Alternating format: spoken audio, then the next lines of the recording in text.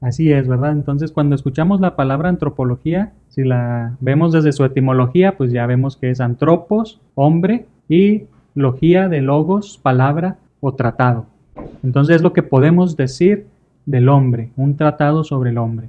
Es lo que sería genéricamente la antropología. Antropos es una palabra que en su origen pues significaba varón, pero con el tiempo fue evolucionando el significado de esa palabra para llegar a definir lo que es el ser humano. El ser humano en su plenitud, en su totalidad, todo lo que abarca el ser humano, hombre y mujer. Entonces, pues a partir de este momento, cuando escuchemos la palabra hombre, sobre todo para las mujeres, vale la aclaración, no nos vamos a referir al varón. Cuando hablamos en el contexto de la antropología del hombre, hablamos del ser humano. Hombre es una palabra que pasó a definir al ser humano tal cual, al género humano. Una palabra para todo el género humano, hombre y mujer. Ahora hay muchos tipos de antropología, dependiendo del enfoque desde el que vamos a abordar al ser humano. Por ejemplo, ahorita hablaban de la cultura. Entonces hay una antropología cultural que aborda al hombre desde la historia de su cultura, desde el origen de la cultura, cómo ha evolucionado la cultura, toda la historia de las culturas. Se aborda al hombre desde la cultura. También se puede abordar al hombre desde la filosofía. Entonces tenemos antropología cultural y tenemos también antropología filosófica. Entonces a la filosofía, ¿qué le interesa del hombre, de la humanidad? Le interesa saber quién es, por qué existe, para qué existe, por qué está aquí, de dónde viene la humanidad, ¿tiene algún sentido la vida humana? ¿Hacia dónde se dirige la vida humana? ¿Qué sentido tiene? ¿Qué dirección tiene la existencia humana? ¿Cuál es el ser, la naturaleza humana? Son preguntas que le interesan a la filosofía. Entonces ahí tenemos antropología filosófica. Pero también nos puede interesar lo que queramos decir del hombre desde Dios. ¿Qué es el hombre con respecto a Dios? ¿Quién es el hombre en su relación con Dios? ¿Qué es el ser humano con respecto a Dios, en relación con Dios? ¿Qué tiene que ver Dios con el ser humano? Y ahí vamos a tener preguntas como: ¿el hombre fue creado por Dios? ¿El hombre tiene una misión que le ha dado Dios? ¿El hombre trasciende la muerte o todo termina con la muerte? Y si trasciende a la muerte, ¿qué hay después de la muerte? ¿Hay un encuentro con Dios? ¿O qué hay después de la muerte? Son preguntas que le van a interesar a la antropología teológica. Entonces así vamos a tener diferentes enfoques sobre lo que es el ser humano y cada disciplina lo va a abordar desde su propio enfoque. Incluso las ciencias positivas como la psicología se interesan por el hombre también. La psicología se concentra, aunque más bien, en la individualidad, ¿verdad? En la persona, en la mente, en el comportamiento de cada uno. Y ahí se mete, ¿verdad?, las entrañas del cerebro, de la mente, del comportamiento, de nuestra forma de pensar, de nuestra forma de actuar, de comportarnos. También entra la ciencia positiva, ¿verdad?, la psicología, que estudia al hombre, a la humanidad. A la antropología le interesa más el conjunto, la humanidad, más que la personalidad. A la filosofía, a la teología, a la antropología en general, lo que le interesa es el conjunto de la humanidad. La humanidad como conjunto, ¿cuál es su origen? ¿De dónde viene? ¿Qué sentido tiene? ¿Trasciende la muerte la humanidad como conjunto? ¿Qué hay después de la muerte, si es que hay algo? Y la psicología pues se va a centrar en el yo, ¿verdad?, en la persona.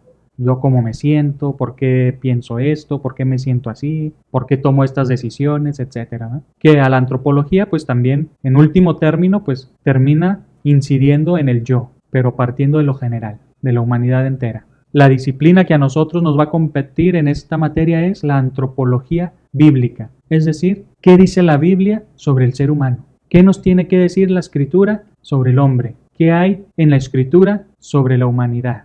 Y aquí pues vamos a tener que hacer un ejercicio muy especial que se llama teología sistemática. ¿Por qué? Porque en la Sagrada Escritura no hay un apartado o un libro o una carta que sea sobre el tratado del hombre y nos empiece a decir todo lo que es el ser humano, ¿verdad? Entonces lo que hacemos es una teología sistemática. Es decir, tomamos un tema, en este caso el tema es el hombre, la humanidad. Nos vamos a la Sagrada Escritura y empezamos a buscar, desde el Génesis hasta el Apocalipsis, todas las citas que nos traten de hablar del hombre, de la humanidad, que nos hablen del origen, que nos hablen de cómo es el hombre, quién es el hombre, hacia dónde va, qué sentido tiene el hombre, qué sentido tiene la vida humana, ¿verdad? Se trasciende la muerte, qué tiene que ver Dios, todo lo que encontremos en la Sagrada Escritura sobre la humanidad, eso es lo que nos va a interesar. Por lo tanto, vamos a estar recogiendo los versitos de diferentes lugares de la Sagrada Escritura para ver qué es lo que nos dicen sobre el hombre, sobre la humanidad, aunque sea otro tema del que están hablando. A lo mejor es una carta que está hablando sobre la justificación en San Pablo, pero en esa carta sobre la justificación de San Pablo, ¿qué nos dice de la humanidad? ¿Qué nos dice del ser humano? Es lo que nos va a interesar sacar de ahí. Y al final, pues vamos a construir nuestro sistema. Por eso es teología sistemática. Se construye un sistema doctrinal, una enseñanza, una teología acerca del hombre.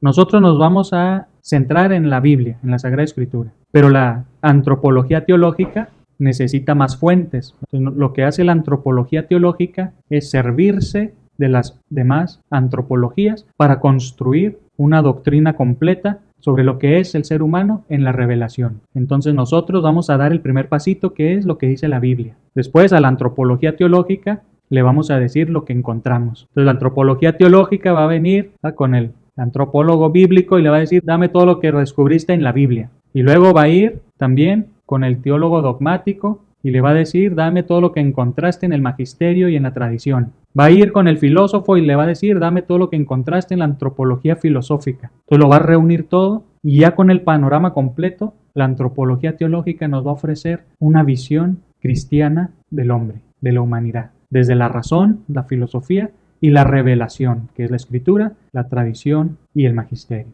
Entonces vamos nosotros a dar el primer paso para construir una visión cristiana del hombre. Ahora vamos a ver qué es lo que nos dice entonces la Biblia del ser humano. Y lo primero que nos interesa saber del ser humano es el origen. ¿Cuál es el origen del ser humano? Y el primer libro que se nos viene a la mente, pues obviamente es el Génesis, porque Génesis significa origen. Entonces para eso vamos a utilizar algunas herramientas y aquí tenemos dos principales que vamos a utilizar: Sagrada Escritura y Sagrada Teología. Entonces va a ser muy importante que aprendamos a utilizar estas herramientas para poder profundizar en los temas. Vamos a ver cómo funciona Sagrada Teología, por ejemplo. Sagrada Teología lo que es un montón de recursos académicos donde nosotros podemos buscar conceptos. Escribimos una palabra y el sistema nos busca en estas referencias qué hay sobre esa palabra. Por ejemplo, a nosotros nos interesa la antropología bíblica. Entonces escribimos aquí antropología bíblica. Le damos Enter y nos aparecen 3 resultados. O sea que en todas las referencias que había hay 3 que dicen antropología bíblica. El primero es el pequeño vocabulario bíblico, donde dice la Biblia considera al hombre no en sí mismo, sino en su relación con Dios. Entonces ya nos empieza a hablar cuál es la antropología bíblica. ¿Qué nos dice la Biblia del hombre? No habla del hombre en sí mismo, sino en su relación con Dios. En este encuadre religioso se sitúan las ideas sobre el hombre y sus estructuras. Después tenemos el Diccionario Teológico Enciclopédico, que empieza diciendo, en ese mundo tan complejo de la Biblia hay que distinguir 2 modalidades diferentes de aproximación a la realidad humana. La primera es esencialmente una perspectiva teológica y sirve para atestiguar la comprensión del hombre que va madurando a la luz de la fe. La segunda, por el contrario, es una perspectiva más estrictamente antropológico-estructural y define al hombre en su constitución natural de ser mundano. Las 2 dimensiones del ser humano que aborda la antropología bíblica. Si nos interesa el artículo, pues ya le damos clic en texto completo y vamos al artículo completo, ¿verdad? Y por último, Sacramentum Mundi, Enciclopedia Teológica, que es una de las mejores herramientas que tenemos de consulta. Nos habla sobre la antropología bíblica y es un artículo muy completo. Le ponemos ver texto completo aquí y ya nos sale todo lo que dice Sacramentum Mundi sobre la antropología bíblica, con su respectiva cita para que no nos acusen de derechos de autor. Dirigida por Karl Rahner, fue el que coordinó esta enciclopedia, muy completa, muy buena, ¿verdad? Entonces, esta es la herramienta de Sagrada Teología. Nos regresamos aquí en estos cuadritos al menú principal y ahora vamos a ver Sagrada Escritura. ¿Por qué nos va a servir esta herramienta de Sagrada Escritura?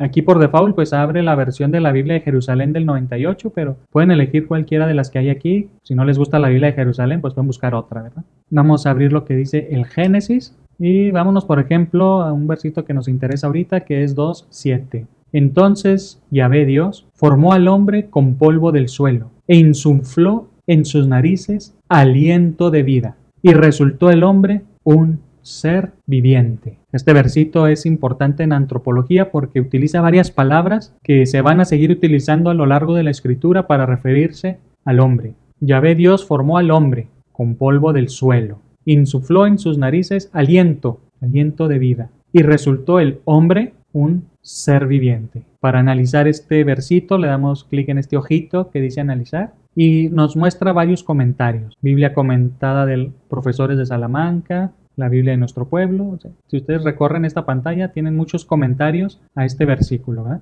Aquí podemos ir viendo lo que dicen muchos comentaristas especialistas sobre este versito en especial. Y esto nos va a servir mucho para hacer nuestra exégesis. Pero ahorita lo que nos interesa es conocer las palabras que hay detrás de este texto. El Antiguo Testamento, como ustedes ya deben saber, se escribió en hebreo, arameo y algunas partes en griego. En el lado derecho nos desglosa todas y cada una de las palabras de este versito.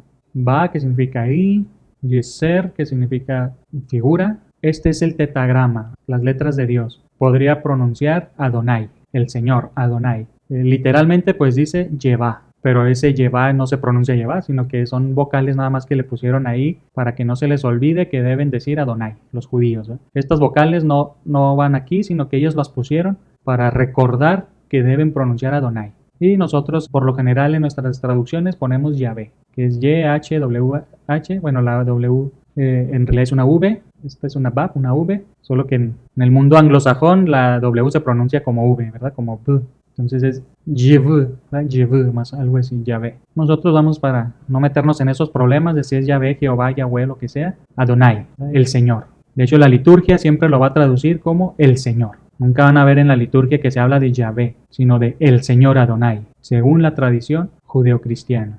Elohim. Elohim significa Dios en plural, dioses. Elohim es el plural de Elí. Elí, que a su vez es la contracción de Elohí, significa Dios. Elohí, Dios. Elí, la contracción de Elohí, también es Dios.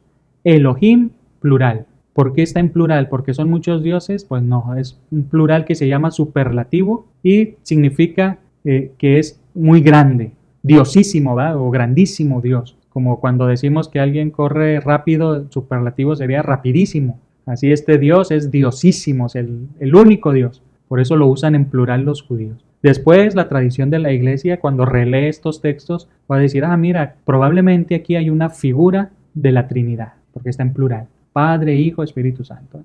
Los judíos no están pensando en eso, pero algunos cristianos ya lo leen así, ¿no? De los padres de la iglesia, etc. Se me pasó a comentarles algo importante de Yeser, figura. Yeser en realidad no significa creó. Aquí, Yeser, estamos hablando aquí en formó. Algunas traducciones dicen, entonces Yahvé Dios creó al hombre, Yeser. Pero en realidad es formar o modelar o figurar. O sea, toma algo del suelo, de la tierra, y lo empieza a modelar. Yeser no significa crear, significa formar o modelar. Eso también va a ser importante porque estamos hablando del origen del hombre. Et no significa nada, es una partícula para unir. Ha es un artículo, el, y viene nuestra primera palabra importante. Adam, que significa humano, ser humano, hombre. Adam es el hombre, la humanidad. Antes de que fuera el nombre propio del primer ser humano, que se le llamó Adán, Adam es el género humano. ¿Y por qué Adam? Vamos a ver, formó al hombre, al ser humano, al Adam, Afar, polvo, Afar, del polvo, Min, de, Ha, la, Adamá, de la tierra. Formó al hombre del polvo de la tierra, del suelo. Adamá, tierra, suelo. Entonces, el que es tomado del polvo, el que es tomado de la tierra, de la Adamá, ese es el Adán. Aquí es donde estamos ya viendo la relación que hay. La Adamá es la tierra, el suelo. Significa también rojo o rojizo, porque en Oriente, en esta parte, la tierra es rojiza, ¿eh? Entonces, la Adamá es la tierra, pero se usa también para hablar del color rojo, rojizo. Entonces, de la Adamá es modelado el Adán. Por eso se llama Adán, porque viene de la Adamá, de la tierra. Entonces, aquí ya vamos viendo cómo es que fueron escribiendo los autores sagrados acerca del origen del hombre. Modeló al hombre del polvo de la tierra. el hombre está tomado de la tierra, está formado de la tierra. Por eso es el Adán, porque está formado de la Adamá. Y sopló, insufló en su nariz el aliento, la respiración, mismat, de la vida, hayim. Y es, verbo ser, o fue el Adam otra vez, el hombre, hacia, fue el hombre hacia nefesh. Esta es la otra palabra importante que nos vamos a aprender hoy. La primera fue Adam. Adam significa el hombre formado de la tierra, porque viene de la Adamá, de su raíz Adamá, Adam. Insufló en sus narices el aliento de vida y fue el hombre un nefesh. Nefesh se traduce como alma, un ser. Nefesh es el principio vital, lo que le da la vida al hombre. Es el hombre también, pero como un ser vivo. Nefesh es lo que en la traducción al griego vamos a ver que dice psique. Psique es lo que los griegos entendían como alma o mente. De ahí viene la palabra psicología, estudio sobre el alma. La psicología literalmente es el estudio o tratado del alma, más que ahora le ponen más la palabra mente para no mezclarlo tanto con el alma. Pero en su etimología la psicología es el estudio del alma, de la psique, el alma, ese principio vital, principio de vida. Los griegos van a hablar mucho de la psique, del alma, y van a decir que ese principio vital, ese principio de vida está en todos los seres vivos. Así, las plantas, los árboles tienen una psique vegetal, un alma vegetal. Los animales, las bestias del campo, etcétera, todo lo que respira, todos los animales tienen una psique animal, un alma animal. Pero el hombre, dicen los griegos, tiene una psique, un alma espiritual. Esa va a ser la gran diferencia del hombre, del ser humano, con respecto a todos los demás seres vivos, según los griegos, que el alma del ser humano es espiritual. Aquí, nefesh implica todo eso. Nefesh no es una parte del hombre que se llama alma, es el hombre tal cual, el hombre vivo, el hombre viviente, el ser humano que está vivo. Ese es el nefesh, el hombre vivo. El alma, pues para los judíos, para la Biblia, para el Antiguo Testamento, el alma es el hombre vivo, el principio vital del hombre, lo que lo hace estar vivo, el aliento divino que se insufló en sus narices, ¿verdad? Por eso es un alma espiritual, como acabamos de ver en este versito. Insufló en sus narices aliento de vida. Como insufló en sus narices aliento de vida, resultó el hombre un ser viviente, un alma viviente, que es lo que los griegos luego van a decir que es un alma espiritual, ¿verdad? Porque es un aliento divino. Es algo que no está en todos los demás seres vivos, una chispa divina, ¿verdad? Un aliento divino, algo que no es propiamente natural, sino que es sobrenatural. Los griegos lo van a separar, van a decir que una cosa es el cuerpo y otra cosa es el alma. Para los judíos, para la Biblia, es lo mismo, ¿verdad? El cuerpo y alma es el hombre vivo. Y por último, hayá, que es vivo, un alma viva, un ser viviente. Entonces, para eso nos va a servir esta herramienta, porque de aquí del lado derecho podemos desglosar todas las palabras hebreas que nos van a servir para profundizar en los textos bíblicos. Por ejemplo, ya sabemos, Adam es el hombre y Nefesh es el hombre vivo, el alma viviente, el principio vital. Entonces nos vamos a quedar con 3 palabras. Ya vimos una, Adam, que viene de la Adamá, el hombre formado de la tierra, modelado de la tierra. Nefesh, alma, ser viviente, ser vivo. Y la tercera va a ser basar. Basar significa carne. Es otra palabra que el texto hebreo utiliza para referirse a la humanidad, la carne. La carne, el basar en este sentido va a ser el hombre con todo su ser caduco, su principio y su fin, alguien que nace y que muere. La carne es la humanidad con todas sus debilidades, con toda su caducidad. La carne es el hombre que vive y muere, el hombre que se termina con la muerte. La basar se acaba con la muerte. El nefesh, el principio vital, vamos a ver que va a trascender la muerte. Y va a ser interesante porque es algo de lo que el pueblo de Dios se va dando cuenta paulatinamente. En los libros más antiguos de la Biblia vamos a ver que la idea general pues es que el hombre es basar, que es carne y que se termina con la muerte, pero conforme va progresando la revelación conforme va avanzando el pueblo de Dios, Dios le va revelando más cosas, va educando a su pueblo. Se llama la pedagogía divina. Vamos a ver que en los libros más recientes de la Sagrada Escritura ya hay una convicción de que el hombre va a trascender la muerte, de que la muerte no es el final. Se van a ir dando cuenta de que hay esperanza, de que Dios nos va a esperar después de la muerte, de que Dios nos va a recibir después de la muerte. Vamos a tener un encuentro con Dios. Y no nada más eso, sino que el ser humano, como les decía, para los judíos, no se separa el cuerpo y alma. El Adán es toda su carne, toda su basar y toda su alma, toda su nefesh. ¿Okay? Para ellos es una sola cosa. Para la Biblia el hombre es una unidad. Entonces el hombre se tiene que volver a encontrar carne y alma. Y entonces empieza desde el Antiguo Testamento, la Sagrada Escritura, a hablar de la resurrección. Vamos a trascender la muerte, pero no nada más espiritualmente, sino que el hombre va a volver a vivir con su cuerpo, con su carne, una carne resucitada. Esta es la visión que vamos a ir viendo que tiene la Sagrada Escritura a lo largo de los siglos. Se va componiendo esta visión del hombre. Es una unidad. No puede estar separado. No puede estar separado para siempre el cuerpo y el alma, como los griegos que decían que se separa el cuerpo y el alma, sino de que se tiene que volver a unir. Y a esa vuelta a la unión le llaman la resurrección de los muertos. Y ya para terminar, vamos a abrir el Concilio Ecuménico Vaticano II. Vamos a buscar Gaudium et Spes, primera parte, y con esta cita terminamos, porque es la que va a ser el hilo conductor de toda la clase, ¿no? Vamos a buscar el 22. Dice: en realidad, el misterio del hombre solo se esclarece en el misterio del Verbo encarnado. El misterio del hombre solo se esclarece, se revela en el misterio del Verbo encarnado.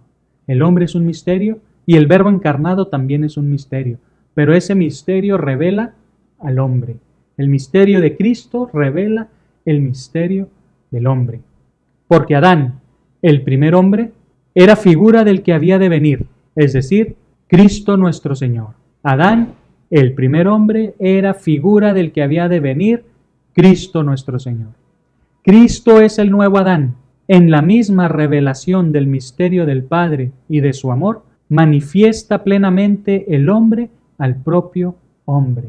Cristo manifiesta plenamente el hombre al propio hombre. Es Cristo quien revela quién es el hombre al hombre y le descubre la sublimidad de su vocación, la grandeza de su vocación. De hecho, el texto latino del concilio dice altissimus, es decir, la grandeza, lo alto de su vocación. Le revela al hombre quién es el hombre y le descubre la grandeza de su vocación, la grandeza del llamado que ha recibido de Dios el mismo hombre.